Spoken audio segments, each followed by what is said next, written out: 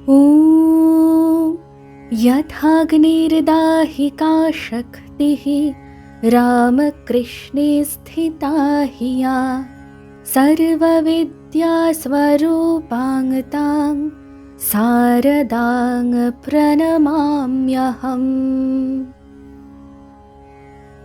স্বামী লোকেশ্বরানন্দজি কর্তৃক সম্পাদিত শতরূপে শারদা, শ্রী শ্রী মা, সেবক চতুষ্টয়ের দৃষ্টিতে। লিখছেন স্বামী অবজোজানন্দ। কাশীর বিভূতিবাবু অর্থাৎ বিভূতিভূষণ মৈত্র লিখেছেন, তোদের মা ঠাউনকে আমি মানে না। এই কথা শুনে আমি কেন, অনেকেই আশ্চর্য হইয়া যাইতেন। আশ্চর্য হইবারই তো কথা, কারণ এতদিন যার সেবা করিলেন তাকে মানেন না, এ কেমন কথা? পরে বুঝিতে পারিলাম যে লাটু মহারাজ তাহার মাতৃভক্তি ইচ্ছাপূর্বক গোপন করিয়া রাখিতেন। একদিন তিনি বিশ্বনাথের পূজা দিবার জন্য ফুল বিল্লপত্র ইত্যাদি লইয়া বাহির হইলেন। বড় সড়কে আসিয়ায় তাহার কেমন খেয়াল হইল। আমায় বললেন, চলো আগে মার কাছে যাই। আমরা সকলে তো কিরণবাবুর বাড়ির দিকে চললেম। দোতলায় মার ঘরের সামনে আসিয়া লাটু মহারাজ কেমন যেন হইয়া গেলেন।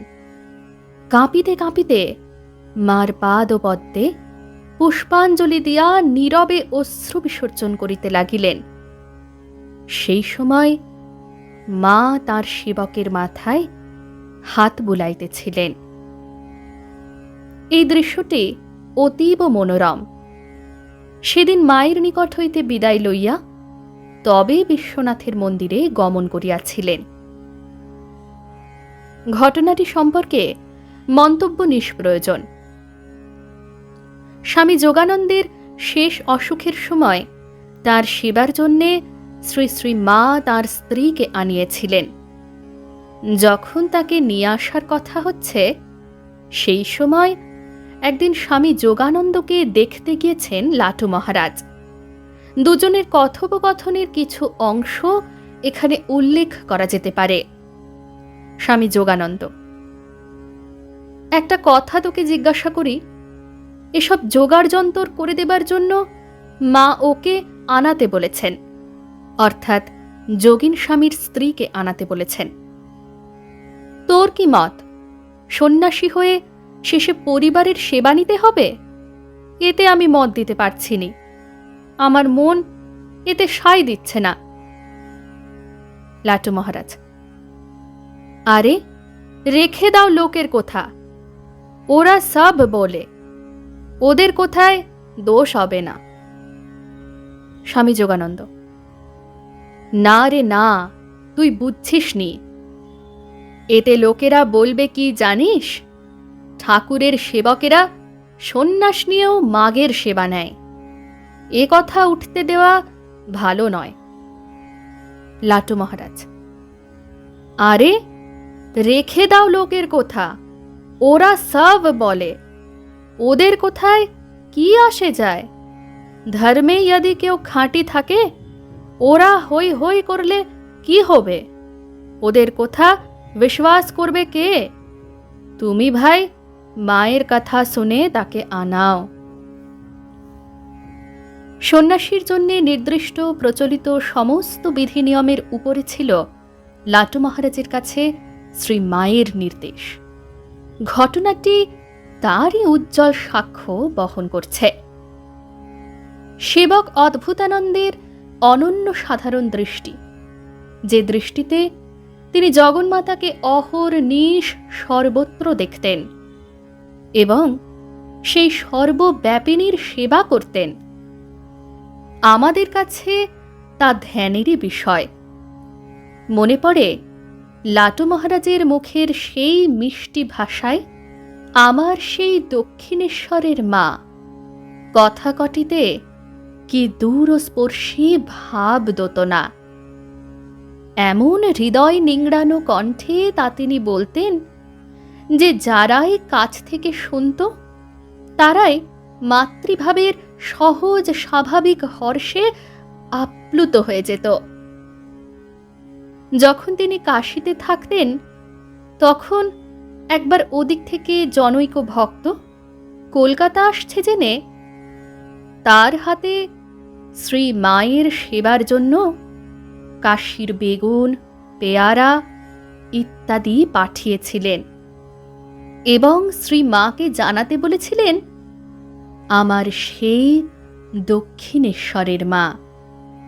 শ্রী মাকে সন্তানের ওই কথা বলা হলে তিনি একটু মুচকি হেসেছিলেন। ওই হাসির গভীরতা এবং সন্তানের ওই সামান্য কথাটির মর্মব্যঞ্জনা সাধারণের পক্ষে কতটুকু আর বোধগম্য হবে। আবার মাতৃবলে বলিয়ান অদ্ভুত সন্তানের দৃঢ় বিশ্বাসব্যঞ্জক অভিমান প্রকাশও কি অনবদ্য।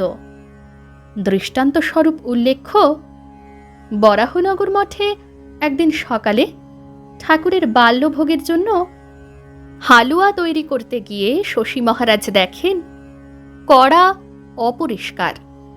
লাটু মহারাজ ওই কড়াতে ছোলা সিদ্ধ করে রেখেছিলেন, আবার পরিষ্কার করে রাখতে ভুলে গিয়েছিলেন সম্ভবত। ঠাকুরের সেবা প্রসঙ্গে বিন্দুমাত্র ত্রুটিও শশী মহারাজের পক্ষে অসহনীয় ছিল। অধৈর্য শশী মহারাজ সেদিন লাটু মহারাজকে এই রকম অমনোযোগের জন্য বেশ কঠোর ভাষায় তিরস্কার করেছিলেন। ক্ষুব্ধ লাটু মহারাজ তাতে শশী মহারাজকে অভিমান ভরে জবাব দিয়েছিলেন, আমি মাকে পত্র দিব, তোমার বাবা মা আর আমার বাবা মা কি আলাদা আছে? বর্তমান যুগে নারীত্বের শ্রেষ্ঠ আদর্শ মা শারদার মধ্যে রূপ পরিগ্রহ করেছে বলে লাটু মহারাজ মনে করতেন। তার মুখে তাই প্রায়ই শোনা যেত, তোমরা সীতা সাবিত্রী গার্গীকে আদর্শ করো এবং এ যুগে শ্রী মাকে আদর্শ করো। মা আমাদের ভূত ভবিষ্যৎ সব জানেন। দেখছো না, মাকে জানবার জন্য আমি কত তপস্যা করছি। মা কি আমার সোজা জিনিস? তোমরা মাকে আদর্শ করো। একদিন সেবকের প্রশ্নের উত্তরে লাটু মহারাজ বলেছিলেন, মাকে কি মনে করি জিজ্ঞাসা করছো? তিনি মা লক্ষ্মী, আবার কখনো তিনি সীতা।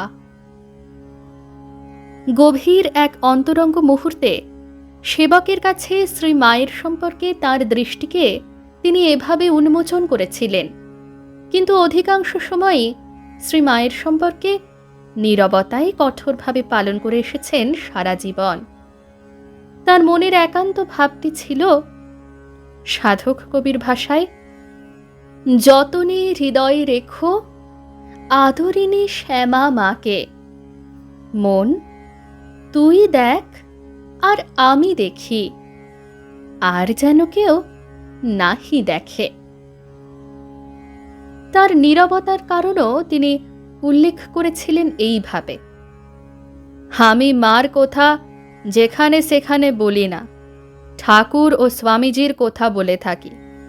সকলে বুঝবে না, উল্টো বুঝবে, তাই।